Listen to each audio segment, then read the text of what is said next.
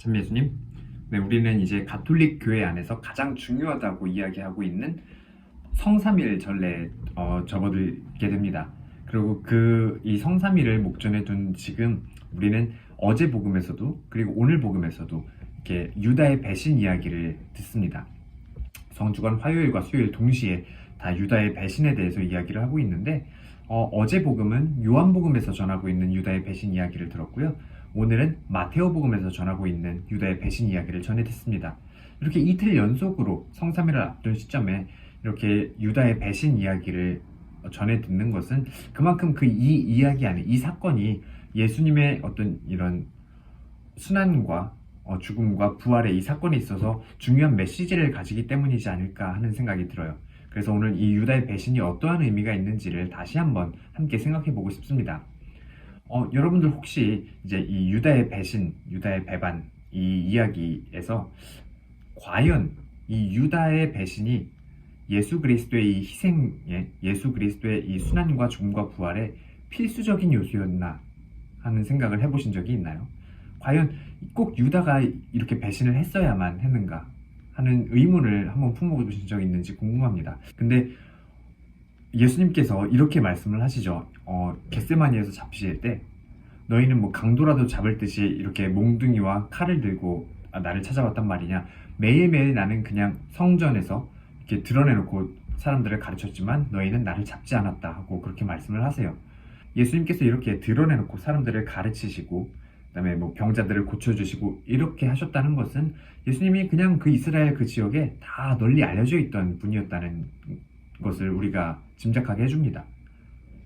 그래서 그런 관점에서 봤을 때 꼭 이게 유다가 아니었어도 이 사람들이 예수님을 체포하는 데 있어서는 크게 어려움이 없었을 수도 있다라는 생각이 드는 거죠. 유다가 아니었어도 다른 여러 가지 방법들이 있었을 거예요.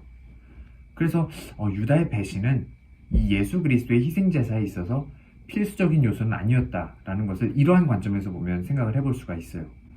그런데 조금만 관점을 달리해서 보면 사탄의 관점에서, 사탄의 입장에서는 유다의 배신이 필수적인 요소였습니다. 이제 어제 복음, 요한복음에서 전하고 있는 유다의 배신 이야기에는 이렇게 묘사가 되어 있죠. 유다가 예수님에게서 빵을 받는 순간 사탄이 그에게 들어갔다라고 이야기를 합니다. 뭐 여러분들 다 아시겠지만 유다는 그 예수님 제자 공동체에서 돈 주머니를 담당하던 사람이었어요. 그 말은 그 공동체 안에서 이 동료들에게 신임을 받고 있었던 사람이고 그만큼 똑똑했던 사람이었다라는 거죠. 근데 그러한 제자가 예수님을 배신했다는 것은 사람들에게 큰 악표양이 될 수 있다는 거예요. 바로 이게 사탄이 노리는 점이 아닐까 싶습니다. 사람들이 이렇게 그러한 유다가 그러한 위치에 있던 신임받던 제자였던 그 유다가 배신하는 모습을 보고 저 예수라는 사람은 이렇게 자기 제자가 자신을 배신할 것도 몰랐던 그런 사람이었구나. 아니면 분명히 저 예수라는 저 사람에게는 뭔가 문제가 있었을 거야. 그러니까 그 측근에 있던 제자마저도 배신을 하지. 뭐 이런 여러 가지 생각들을 했을 수도 있겠죠. 바로 이게 사탄이 노리는 방법이고 사탄이 늘 사람들에게 접근하는 방식이 아닐까 싶어요. 그래서 이러한 배신이라는 제자의 배반이라는 이런 악표양을 통해서 사탄은 그것을 바라본 그 사람들이 예수님께 품었던 그런 희망을 접도록 그렇게 만드는 거죠. 그러한 관점에서 봤을 때 이 유다의 배신은, 이 사랑하는 제자의 배신은 큰 메시지를 가집니다. 사탄의 목적은, 사탄의 목표는 바로 예수님이 아니라 그분을 따르는 제자들이라는 거죠. 그분을 따르고 있는 우리들이라는 사실입니다. 우리 그리스도인들이 이런 사탄의 유혹에 넘어갔을 때, 좋지 못한 악표양을 보였을 때 세상의 사람들은 그것을 보고 우리를 비난하고 우리를 욕하는 것이 아니라 우리가 따르고 있는 그리스도를, 우리가 따르는 그 스승인 그리스도를 비난하고 의심하게 된다는 거죠. 이 사탄의 유혹을 받은 것이, 사탄의 유혹에 넘어졌던 것이 유다만이 아니라는 사실을 또한 기억해야 합니다. 베드로도 이런 유다와 비슷한 잘못을 저지르죠. 예수님을 3번이나 모른다고 그렇게 부인을 합니다. 그리고 또 다른 제자들은 이미 예수님께서 겟세마니에서 체포될 때 모두 다 흩어져서 없어져 버렸어요. 이렇게 유다만을 향한 그런 사탄의 유혹이 아니라 예수님을 따르는 모든 이들에게 그런 사탄은 유혹을 그냥 다 던지는 미끼를 던지는 거죠.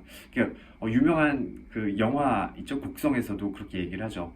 그놈은 그냥 미끼를 던져버린 것이고 네 딸은 그걸 물어버린 것이요. 이렇게 이야기를 해요.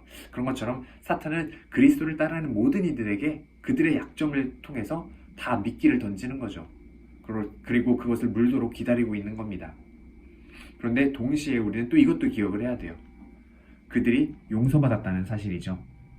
유다와는 달리 베드로도 용서를 받았고 흩어졌던 다른 제자들도 용서를 받았습니다.